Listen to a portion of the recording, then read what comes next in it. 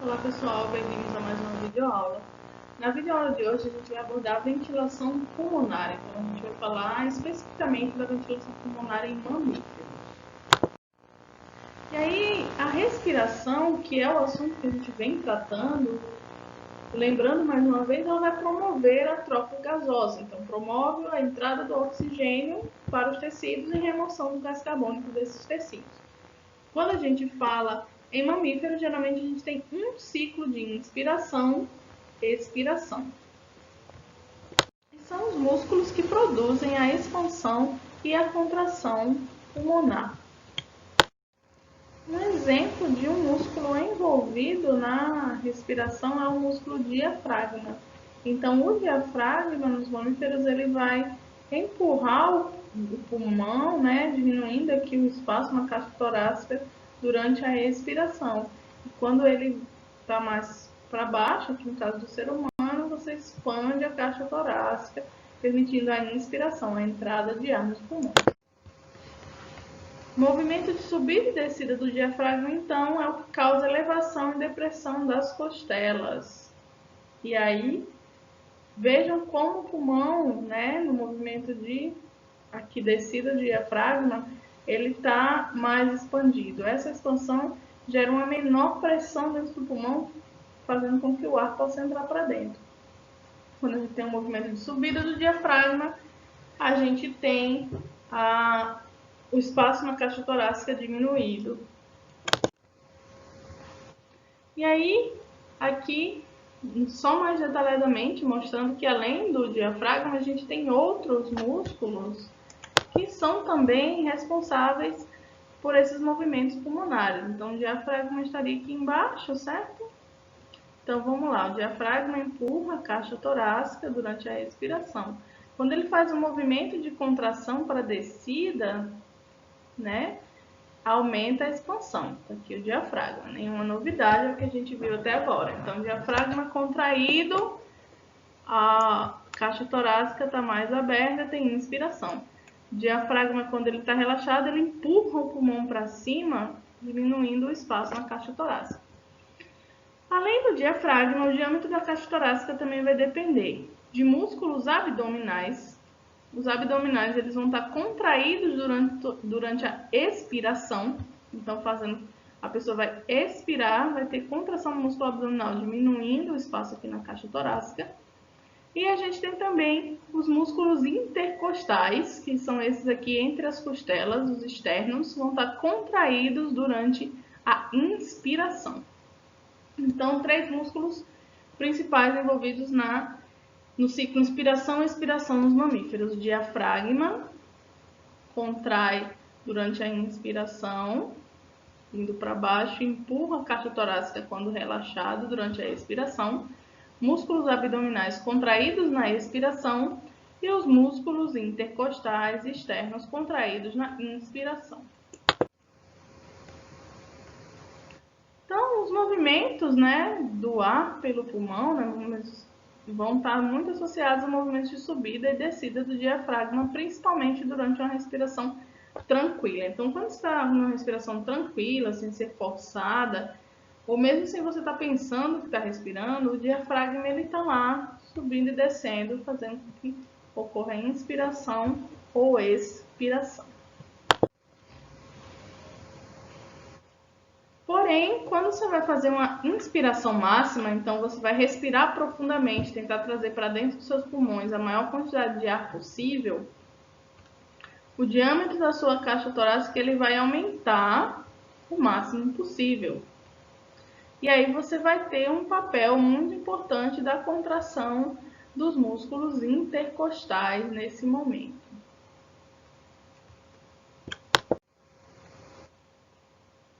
E aí, de acordo com esses papéis na inspiração e expiração, a gente pode classificar os músculos em músculos inspiratórios, aqueles que fazem elevação da caixa torácica, e músculos expiratórios, aqueles que deprimem a caixa torácica.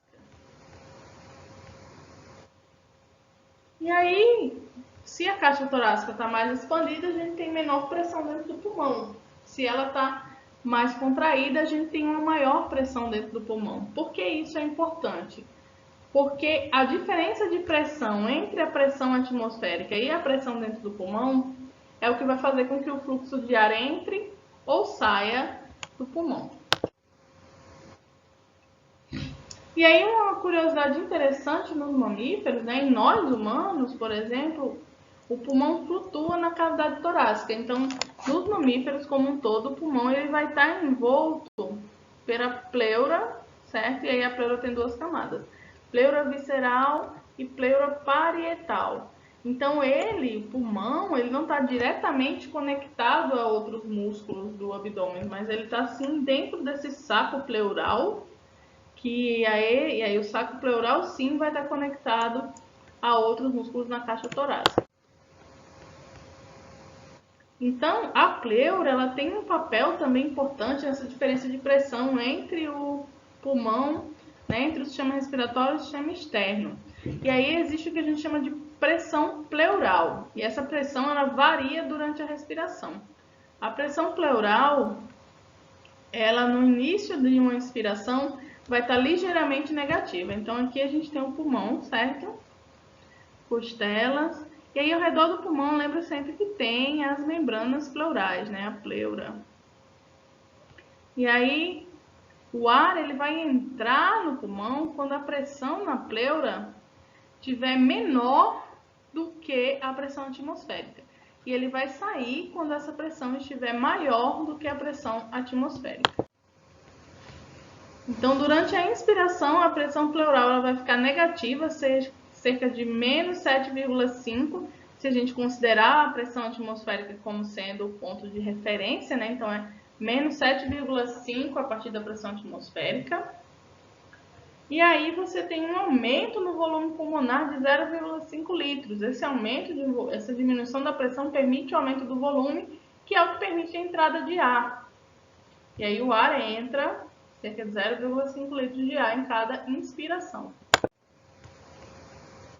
Os alvéolos, eles também, né, que é a região onde a gente vai ter as trocas gasosas diretamente com a corrente sanguínea, com os capilares sanguíneos, eles também vão ter uma pressão que vai variar de acordo com inspiração ou expiração. Então vamos ver agora qual o papel dessa pressão alveolar no movimento do ar, né? Então olha aqui. Aqui é o meu alvéolo, certo? E aí toda vez que a pressão do alvéolo for menor do que a pressão atmosférica, esse alvéolo vai se expandir, permitindo a entrada de ar. Então é isso que acontece na inspiração. Pressão alveolar menor do que a pressão atmosférica, o ar entra, o alvéolo se expande. Na expiração, a pressão no alvéolo vai ser maior do que a pressão atmosférica, o ar vai sair e o alvéolo vai se contrair, diminuir o seu diâmetro. Lembrem que o alvéolo ali faz parte lá do meu pulmão, que está envolvido pela pleura. Então, a pressão pleural ela faz pressão sobre o alvéolo. E existe uma pressão que a gente chama de pressão transpulmonar. Então, a pressão de ar no interior dos pulmões ela é igual à pressão de ar no interior dos alvéolos. A pressão fora dos pulmões é igual à pressão no líquido intrapleural. A relação entre essas duas pressões no interior dos alvéolos e no líquido intrapleural, é o que a gente chama de pressão transpulmonar. Então, aqui só uma figura mostrando, né, que a gente tem a pressão atmosférica, pressão do alvéolo, pressão na pleura. A pressão entre o alvéolo e a pleura, né, líquido intrapleural em azul, certo? A pressão desse líquido com o alvéolo é a pressão transpulmonar. E aí aqui a gente está relacionando a expansão do volume pulmonar com as três pressões, pressão na pleura, pressão no alvéolo e a transpulmonar. Então, geralmente, quando a gente tem um aumento da pressão no alvéolo, a gente está observando um aumento da pressão na pleura. Quando a gente tem esse aumento, o volume pulmonar diminui. Se eu tenho uma diminuição na pressão alveolar, uma diminuição na pressão da pleura, eu tenho um aumento do volume pulmonar. Aumento na pressão do alvéolo, aumento na pressão da pleura, diminuição do volume pulmonar. A pressão transpulmonar é esse valor aqui, essa área aqui do gráfico em azul, entre pressão alveolar e pressão pleural. Então, mais uma vez, vocês não podem esquecer isso. Diminuiu a pressão no alvéolo, diminuiu a pressão na pleura, aumentou o volume, entrada de ar. Aumentou a pressão no alvéolo, aumentou a pressão na pleura, diminuiu o volume, saída de ar. E vamos falar agora o que é complacência pulmonar. Então, a complacência pulmonar ela é o grau de extensão dos pulmões por cada unidade de aumento de pressão transpulmonar. Então, os pulmões eles vão se estender e se contrair, e é isso que a gente vai chamar de complacência, o quanto ele vai se estender para cada unidade de pressão transpulmonar. A complacência total de ambos os pulmões em um homem adulto, certo? Em um ser humano do sexo masculino adulto, é em média 200 milímetros por centímetro de pressão de água transpulmonar. Na mulher isso pode ser um pouco menor, porém a gente tem que lembrar que há diferenças individuais além das diferenças sexuais. Então a gente tem, os atletas eles têm uma maior complacência do que indivíduos que são sedentários, independente do sexo. Vamos ver aqui então um diagrama de complacência pulmonar. O que acontece? Aqui embaixo a gente tem a pressão na pleura e aqui em cima a gente tem mudança de volume pulmonar. Essa relação vai ser o que a gente chama de complacência pulmonar. Então, vamos começar com a inspiração, certo? Durante a inspiração, a pressão vai diminuindo. Lembra que eu falei que a pressão na pleura ela vai ser negativa durante a inspiração. E o volume pulmonar vai aumentando. Então, quando a pressão está lá no início de uma inspiração e chega a menos 7, o volume pulmonar tem aquela variação de menos 5, né? De 0,5. Lembra? Então, vamos lá. Então, durante a inspiração, pressão é baixa e o volume pulmonar aumenta. Durante a expiração, a gente tem o volume pulmonar diminuindo conforme a pressão na pleura vai aumentando, certo? Inspiração, pressão na pleura diminui, volume aumenta. Expiração, pressão na pleura aumenta, volume diminui. Essa relação aqui a gente chama de complacência pulmonar, que é o quanto esse volume aumenta em função da pressão. E aí a complacência pulmonar ela vai depender de algumas forças elásticas. Uma delas é a força elástica do próprio tecido pulmonar. Então o tecido pulmonar ele tem moléculas de elastina e colágeno que fazem com que ele seja capaz de se distender, apenas pela presença dessas moléculas. Uma outra força elástica é a força elástica causada pela tensão superficial do líquido que reveste as paredes dos alvéolos. Então aqui, só para a gente lembrar o que é a tensão superficial do líquido, né? Então a tensão superficial da água, por exemplo, é o que permite esse mosquito estar aqui em cima, em pé, apoiado apenas em moléculas de água. Então, na superfície da água, as moléculas elas são mais juntas do que no interior. E isso é o que a gente chama de tensão superficial. Nos alvéolos, a gente vai ter aqui o líquido pleural, vai ter aqui o alvéolo. A tensão superficial ela vai tender a fechar o alvéolo. A tensão desse líquido sobre a parede do alvéolo vai tender a fechar, a colapsar a parede do alvéolo. Então, se a força elástica da tensão superficial tende a colapsar, por que será então que isso não acontece? Por que o alvéolo não se fecha? A resposta está numa molécula que é o surfactante pulmonar. Essa molécula é muito importante para a respiração nos mamíferos, porque ela vai impedir o colapso do alvéolo por tensão superficial. Então aqui, temos o alvéolo, certo? Temos a parede do alvéolo e aqui a gente tem essas moléculas vermelhinhas, é o que a gente chama de surfactante pulmonar. Então, o surfactante ele vai ser secretado por células especializadas na parede do alvéolo e ele mantém os alvéolos abertos. Aqui a gente tem um esquema, né, histológico, mostrando a parede do alvéolo. E aí a parede do alvéolo ela é formada por células epiteliais e entre essas células epiteliais a gente tem células do tipo 2, que são essas amarelas aqui. Essas células do tipo 2, elas são especializadas em secretar o surfactante pulmonar. São também chamadas de células surfactantes por causa da sua secreção. E aí aqui, né, só para mostrar para vocês o que é o surfactante pulmonar. Então, o surfactante pulmonar é uma mistura de fosfolipídio, proteínas e íons. Então, aqui, por isso que a gente representa ele assim, com a cabecinha e um corpo, porque ele é um fosfolipídio. E aí, aqui a gente tem a dipalmitoilfosfatidilcolina, apoproteínas, surfactantes e íons cálcio. São os principais componentes desse surfactante, mas você não precisa decorar isso, certo? O importante é saber que sem o surfactante a força de tensão superficial ela é muito maior. Com o surfactante essa força de tensão superficial diminui, impedindo assim que o alvéolo se feche devido à tensão superficial. Então, os alvéolos, né, quando a gente pensa que eles podem se fechar, se eles se fecham, eles viram alvéolos ocluídos, que é justamente quando esses alvéolos fecham devido à tensão superficial. Então, fica impossível a troca gasosa ali. Geralmente, os alvéolos ocluídos acontecem quando a gente tem vias aéreas bloqueadas, e aí a tensão superficial colapsa esses alvéolos, criando uma pressão positiva, ou seja, maior do que a pressão atmosférica, e empurrando o ar para fora. O indivíduo não consegue, portanto, ser eficiente em suas trocas gasosas. E aí aqui, ó, durante a inspiração, lembra que a gente tem que ter aumento, expansão do volume, e durante a expiração, diminuição.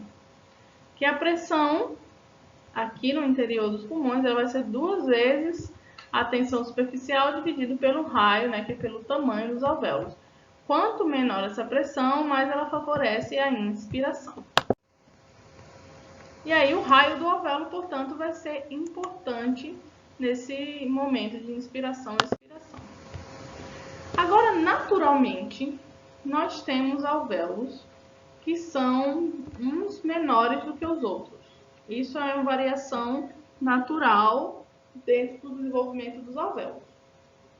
Se não houvesse o surfactante pulmonar nesses alvéolos menores, né, eles tenderiam a colapsar, a ficar ocluídos, simplesmente porque quando eu tenho uma passagem, um caminho, um alvéolo maior para onde o ar pode ir, esse ar tenderia a ir para esse alvéolo maior. Se eu tivesse surfactante em apenas alguns alvéolos e em outros não, aí é que a tensão superficial seria maior ainda nesses alvéolos que não têm o surfactante e eles tenderiam a colapsar. Mas geralmente o que acontece é, eu tenho alguns alvéolos menores do que outros, porém nos alvéolos menores eu encontro uma maior concentração do surfactante pulmonar do que nos maiores. Isso ajuda a equilibrar e a manter o ar indo para todos os alvéolos, né? E manter os 2 alvéolos abertos. Quando a gente fala nesse raio alveolar e no surfactante, não dá para não pensar em exemplos como a doença respiratória do recém-nascido, chamada angústia respiratória. Então, a angústia respiratória do recém-nascido, ela acontece principalmente em bebês prematuros, que precisam ficar em incubadoras quando nascem. Esses bebês, geralmente, eles nascem algumas vezes sem a secreção do surfactante. Então, durante o período embrionário, o surfactante pulmonar ele passa a ser secretado a partir do meio para o final do 7º mês.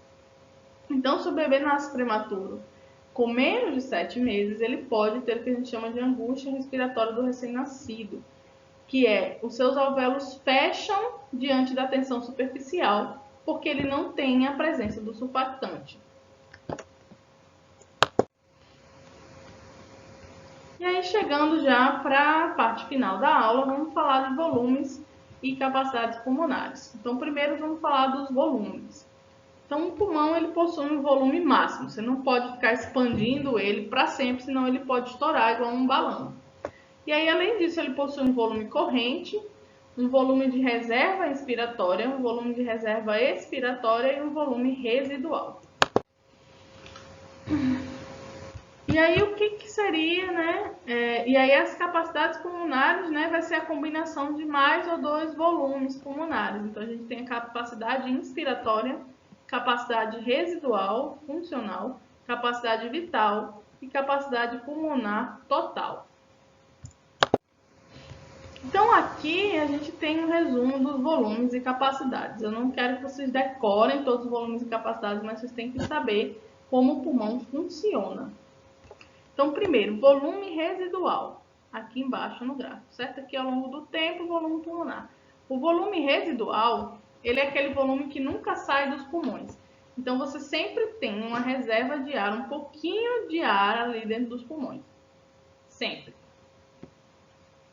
Volume de reserva expiratória. Então, num ciclo normal, né, que você vai fazer inspiração, expiração normal, você vai trocar o volume corrente, que é cerca de 500 ml ou 0,5 litros. Lembra que a gente falou? O pulmão expande 0,5 litros.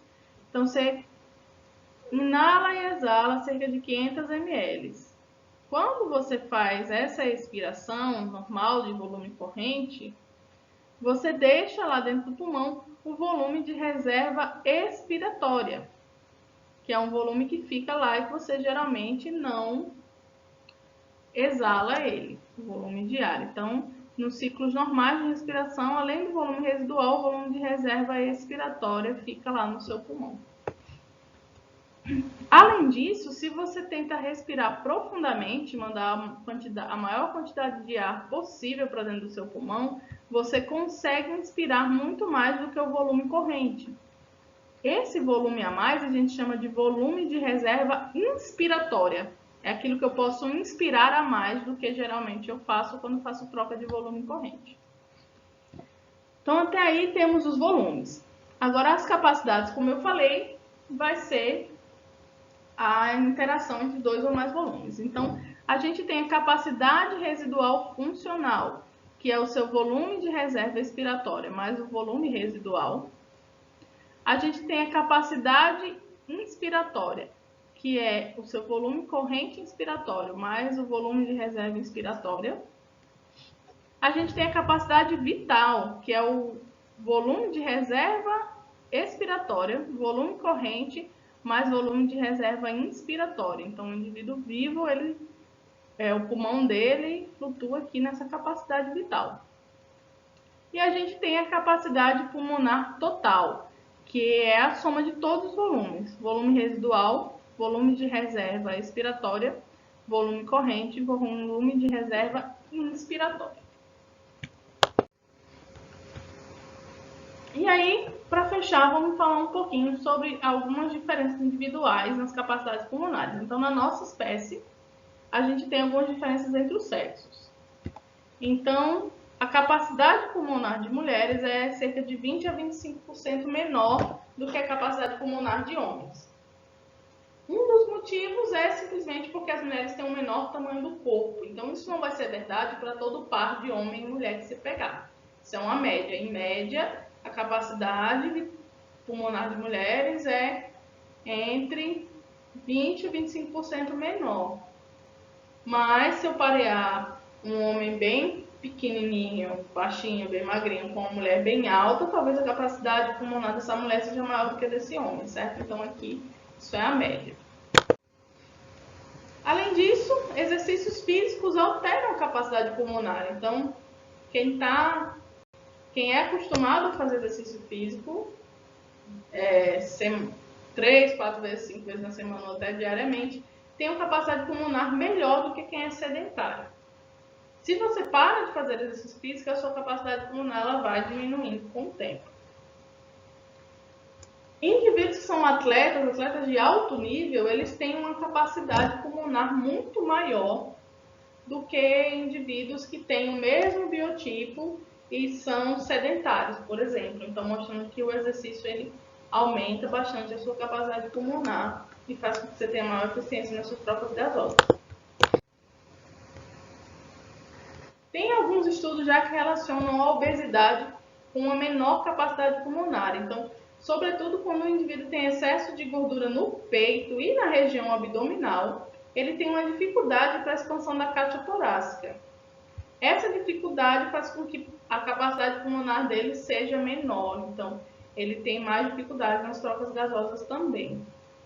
Tem estudos já mostrando que esse efeito começa a aparecer em muitas crianças na população norte-americana. Lá nos Estados Unidos, sobretudo, eles têm um grande número da população que é obesa e dificuldades respiratórias começam a aparecer nesses pacientes muito cedo.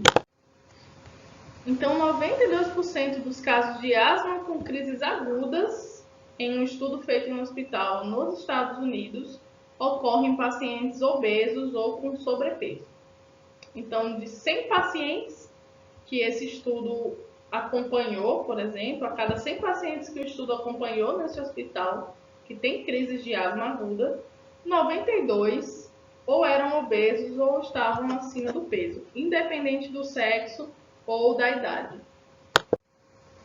Bom, apenas quando o ar alcança os alvéolos, aqui nos sacos alveolares, é que há as trocas gasosas. Então, a velocidade e intensidade dessa ventilação alveolar vai depender da passagem do ar também, tanto pelos ductos alveolares quanto pelos bronquíolos, pelos brônquios e por todo o sistema pulmonar. Então, lembra sempre que ao chegar ao alvéolo, é que lá o contato do alvéolo com os capilares sanguíneos vai fazer com que o oxigênio do ar passe para os capilares e o gás carbônico dos capilares passe para o alvéolo e depois volte e seja colocado para fora. No sistema respiratório existe o que a gente chama de espaço morto, que é o espaço do sistema respiratório onde não ocorrem as trocas gasosas. Então, enquanto lá nos alvéolos ocorrem as trocas gasosas, a gente tem, por exemplo, aqui brônquios primários, traqueia, um espaço onde não tem trocas gasosas. No nosso sistema respiratório, nós humanos, esse espaço é cerca de 150 mililitros. Mas tem outros animais que têm o pescoço maior e é por aí, tem uma traqueia maior, que esse espaço morto vai ser bem maior. Então, todo lugar no sistema respiratório onde não há trocas gasosas vai ser espaço morto. E aí a gente tem uma diferenciação entre espaço morto anatômico e espaço morto fisiológico. Então, o espaço morto anatômico é esse espaço morto que eu acabei de falar. Traqueia, brônquios primários, então as regiões aqui onde eu não tenho troca gasosa. Até mesmo aqui, narina, nas fossas nasais, na faringe, eu não tenho troca gasosa. O ar está apenas passando por ali, eu tenho troca gasosa nos alvéolos. Então, esse aqui é o espaço morto anatômico. Faringe, traqueia, certo? Estruturas que não são especializadas em trocas gasosas e, portanto, não fazem trocas gasosas. O espaço morto fisiológico, ele pode estar localizado nos alvéolos. Então, eu posso ter alvéolos que por algum motivo estão defeituosos, colapsaram, fecharam e que não estão realizando o seu papel de troca gasosa. E aí eu chamo isso de espaço morto fisiológico, certo? Então, anatomicamente, o espaço morto são as estruturas que não são especializadas na troca gasosa e fisiologicamente o espaço morto são estruturas que deveriam realizar a troca gasosa, mas que não estão realizando por algum motivo. E aí a ventilação alveolar é um dos principais determinantes da concentração de gases nos alvéolos. Então, quanto mais eficaz a ventilação nos alvéolos, maior a eficiência de troca gasosa, ou seja, maior a eficiência da entrada do oxigênio para o sangue e da saída do gás carbônico através da expiração lá, que o gás carbônico passa para os alvéolos e vai ser expirado e eliminado do sistema. Bom, pessoal, é isso. Espero que tenha dado para vocês entenderem um pouco da mecânica pulmonar e da importância das diferentes pressões, capacidades pulmonares, do surfactante pulmonar. Anotem dúvidas, tragam dúvidas, vamos conversar sobre esse assunto. E vamos lá, estamos chegando ao final dessa parte de respiração. Até a próxima.